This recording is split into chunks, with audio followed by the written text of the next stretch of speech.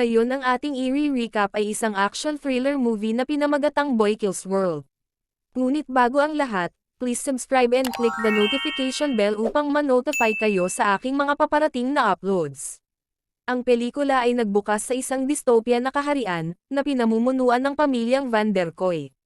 Kasama sa pamilya ang ulo na si Hilda, ang kanyang kapatid na lalaki na si Gideon, kapatid na babae na si Melanie, at ang asawa ni Melanie na si Glenn.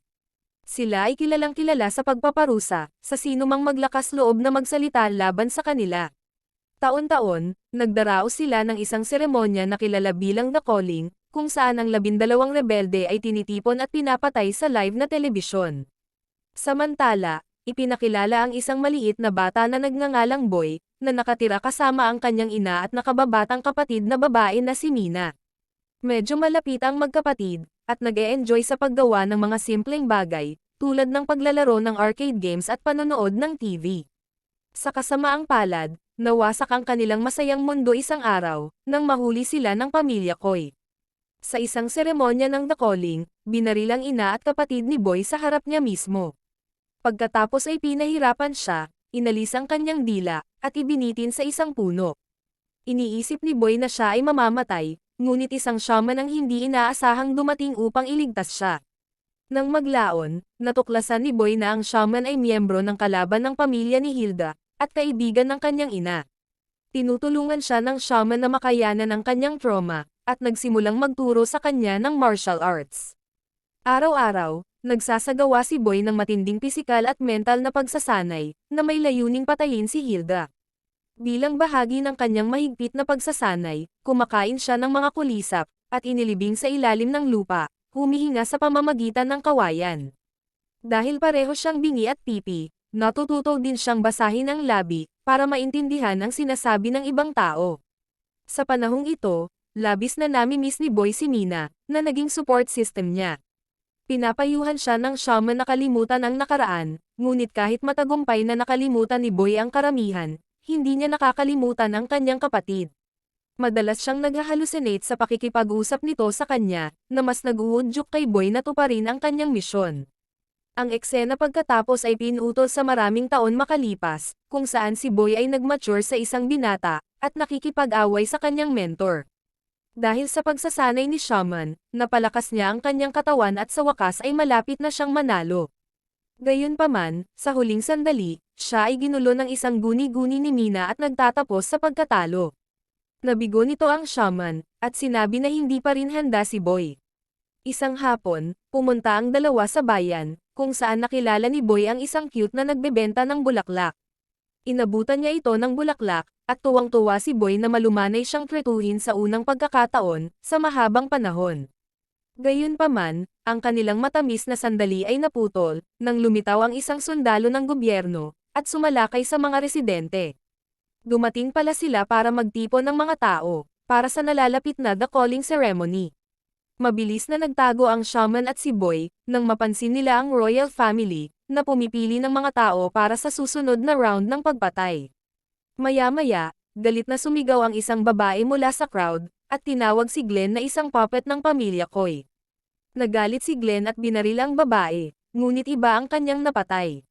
Nagdulot ito ng kaguluhan, habang nagsisimula ang mga residente na atakihin ang mga opisyal. Napilitan si Gideon na magdala ng isang mamamatay tao na naka-helmet na pinangalan ng June 27, na pumapatay sa lahat na nagdudulot ng mga problema. Sa huli, 6 na tao na lang ang natitira para sa seremonya. Sa pagsaksi nito, pumasok ang masasakit na alaala ni Boy sa kanyang nakaraan, at nagpasya siyang patayin si Hilda sa seremonya kinagabihan. Binalaan siya ng shaman na hindi pa siya handa, ngunit hindi pinansin ni Boy ang kanyang payo at hinabol si Glenn at ang iba pa. Habang ang gang ay naipit sa trapiko, pumasok siya sa trunk ng kotse ni Glenn, at nagtago na may patay na katawan. Di nagtagal, dumating sina Glenn at Gideon sa isang bodega, kung saan nakaharap nila ang isang galit na si Melanie. Siya ay galit na galit sa kanila dahil sa nangyaring patayan, at hindi man lang nakakuha ng 12 tao para sa The Calling. Sinisikap ng dalawang lalaki na sisihin ang isa't isa, ngunit inutusan sila ni Melanie na sunggaban ang 6 na tao sa kalsada para sa seremonya. Samantala, lumabas si Boy sa trunk ng kotse, at nagsimulang maglakad sa bodega.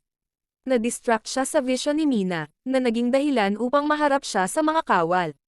Tinutukan si Boy ng baril, ngunit ginagamit niya ang kanyang mga kakayahan upang tapusin ang mga kawal ng paisa-isa. Gayunpaman, gaano man karami ang kanyang napatay, patuloy pa rin dumarating ang mga kalaban. Tumakas si Boy palayo doon, at habang nagtatago, nakasalubong niya ang isang lalaking nagngangalang Basho. Ang huli ay tila isang bilanggo, at nag-aalok siya na tumulong sa pagpatay kay Hilda, kung papakawalan siya ni Boy. Si Boy ay nag-aalangan sa una, ngunit sa huli ay nagpa siya na palayain siya. Pagkatapos nito, nagtulungan ang dalawa at inalis ang lahat ng mga sundalo sa bodega. Nahuli nila si Glenn, at nagpatuloy sila sa pagpapahirap sa kanya. Sa pagtatanong, isiniwalat ni Glenn na si Hilda, kasama ang buong pamilya Coy, ay pupunta sa mansyon upang ipagdiwang ang seremonya ng The Calling. Nakiusap si Glenn na palayain, at sinabing hindi siya kasing sama ng iba pang pamilya. Nag-alok pa siya na tulungan silang makalusot, ngunit aksidenteng nalaglag ni Basho ang isang mabigat na bagay sa mukha ni Glenn, at agad itong namatay. Pagkatapos nito, tumakas ang dalawa sa bodega at nakarating sa lihim na lokasyon ng paglaban. Biglang tinutukan ng baril si Boy ng isang lalaking nagngangalang Benny, ngunit nakialam si Basho at ipinaliwanag niya na kaibigan siya. Nagyakapan ang dalawang lalaki, at nagtataka si Basho kung nasaan ang iba. Inihayag ni Benny na hinabol sila ng mga awtoridad at pinatay ang lahat. Nang malaman ni Basho na ang kanyang kasintahan ay napatay din, siya ay nawasak at napaiyak. Kasunod nito, nagsimulang maghanda ang tatlo na pumasok sa mansyon ni Hilda. Isinuot ni Boy ang costume ng chef, habang ang dalawa naman ay nagbabalat kayo bilang mga gwardya. Habang naglalakad siya sa mansyon na nagpapanggap na chef, muli niyang nakita ang vision ni Mina. Sinabi niya sa kanya na subukan ang macarons, at nang ginawa niya, napagtanto niyang wala na sila sa mundong ito. Si Boy ay hindi pa nakakaranas ng mas masarap na pagkain, at patuloy siyang kumakain ng higit pa.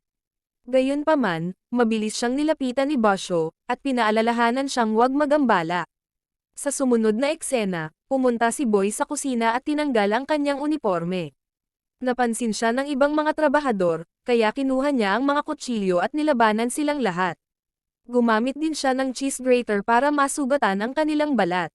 Matapos patayin ang lahat, pumunta si Boy sa dining hall, at nileslasan ang lalamunan ng isang gwardya. Pagkatapos, nakita niya si Hilda sa head table, at mabilis na pinutol ang ulo nito.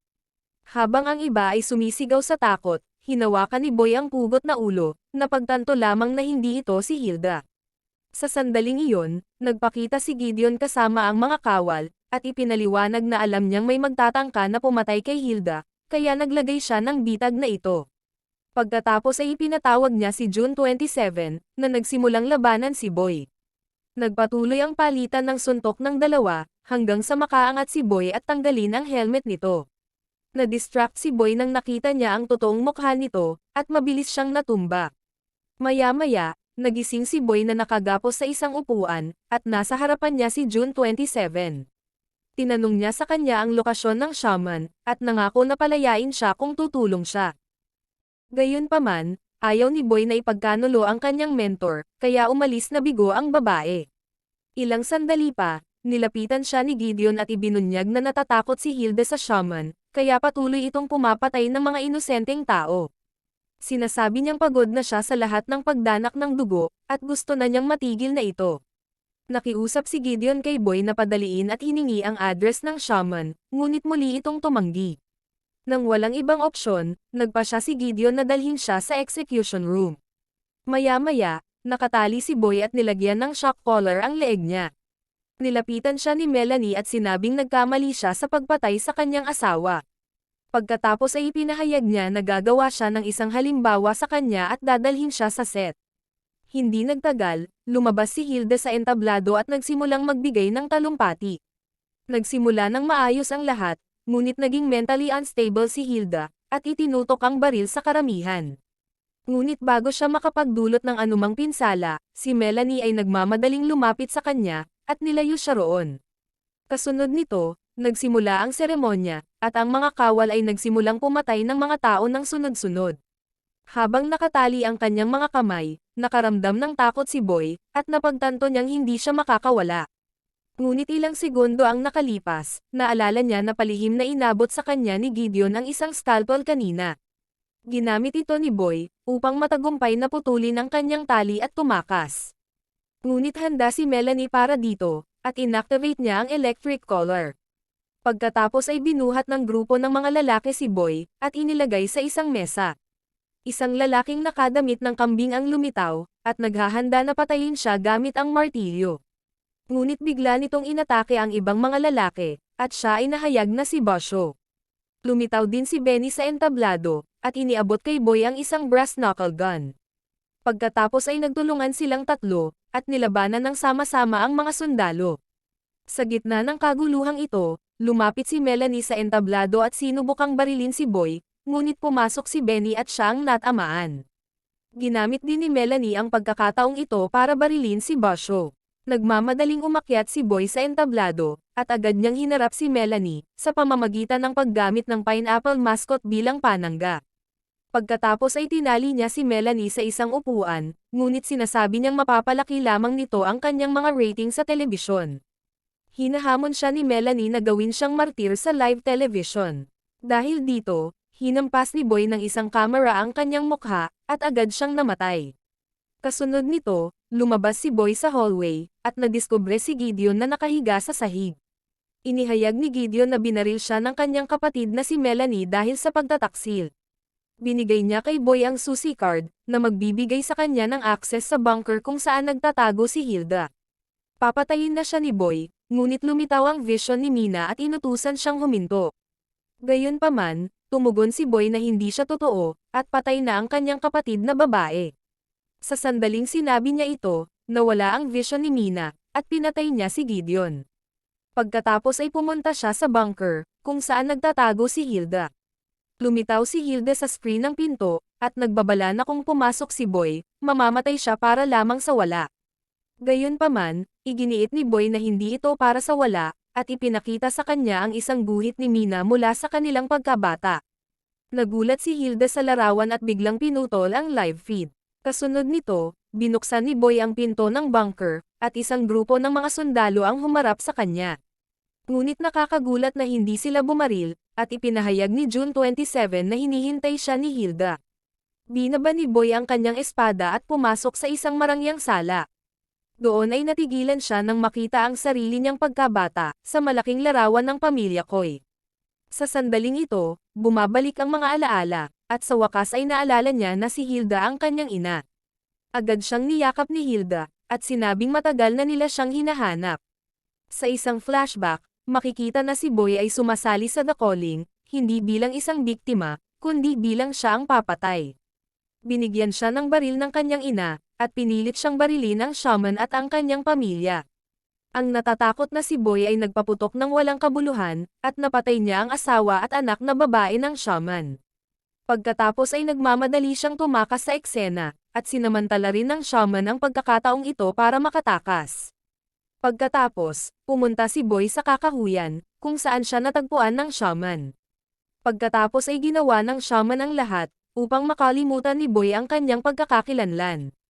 Nakumbinsi niya si Boy na namatay ang kanyang pamilya, pinatay ng walang iba kundi ang diktador na si Hilda. Pinutol din niya ang kanyang dila, ginawa siyang bingi, at sinanay siya upang ipaghiganti ang kanyang sarili. Sa kasalukuyan, nanginginig si Boy nang malaman niyang bahagi siya ng halimaw na pamilyang ito. Lalo siyang nabigla nang ihayag ni Hilda, na ang kanyang kapatid ay walang iba kundi si June 27, na inakala ni Boy na patay na. Inalis ni June 27 ang kanyang helmet, at emosyonal siyang makita ang kanyang kapatid, pagkatapos ng mahabang panahon. Pagkatapos ay nakiusap si Hilda kay Boy, na ibunyag ang address ng shaman para makapaghiganti. Ngunit ayaw pa rin niyang ipagkanulo ang kanyang mentor. Galit na galit, sinabi ni Hilda kay June 27 na matagal nang wala ang kanyang kapatid, at wala itong pakialam sa pamilya. Inutusan niya si June 27 na patayin si Boy. Kumuha ng palakol si June 27, ngunit siya ay naging emosyonal habang inaalala ang kanilang kabataan. Bigla siyang tumalikod at hinampas sa noo si Hilda. Kasunod nito, maraming sundalo ang umatake sa kanya at kay Boy, ngunit nagtulungan ang magkapatid upang labanan sila. Habang dumarating ang maraming sundalo, nagmamadali silang pumunta sa elevator upang makaalis. Pagdating doon, sinabi ni June 27 kay Boy na bagaman ang kanilang ina ay patuloy na nagsasabi na siya ay patay na, hindi siya nawalan ng pag-asa at naniniwala na siya ay buhay. Ipinaliwanag niya na gusto niyang ipaghiganti si Boy sa lahat ng mga nanakit sa kanya, at ito ang dahilan kung bakit siya naging halimaw. Ilang sandali pa, bumukas ang pinto ng elevator, at nakita nila ang shaman. Binati niya si Boy sa pagkumpleto ng misyon, ngunit iginiit na hindi pa ito tapos. Hiniling ng shaman na patayin ni Boy ang kanyang kapatid, dahil bahagi rin ito ng kasamaan. Saglit itong pinag-iisipan ni Boy, ngunit tumanggi, dahil siya na lang ang miyembro ng kanyang pamilya. Dahil dito, nawalan ng gana ang shaman, at nagsimulang umatake sa kanilang dalawa. Isang malakas na suntok ang ginawa niya sa ulo ni June 27, at nabasag ang helmet nito. Dahil sa sobrang nasaktan ang kanyang kapatid, sinimulan ni Boy na labanan ang shaman ng mag-isa. Hindi mapapantayan ni Boy ang shaman, na alam ang kanyang bawat kilos at kahinaan. Ngunit patuloy siyang lumalaban, at kahit papaano ay nakuha niya ang kwintas ng shaman, na may maliit at matalim na bato. Tinusok ni Boy ang kwintas sa lalamunan ng shaman, at sa wakas ay pinatay siya. Pumunta siya upang suriin ang kanyang kapatid na babae, na malubhang nasugatan. Hiniling ni June 27 sa kanya na tumakas na, at sinabing malaya na siyang mamuhay ngayon. Gayunpaman, tumanggi si Boy na umalis at iwanan siya, kung kaya ay dinala niya ito palabas ng lugar. Ang pelikula ay nagtatapos sa isang flashback sa kanilang pagkabata, kung saan gumawa sila ng kasunduan na laging magkadikit, at protektahan ang isa't isa sa kanilang buhay. At dito nagtapos ang kwento. Hanggang sa muli, maraming salamat sa panonood.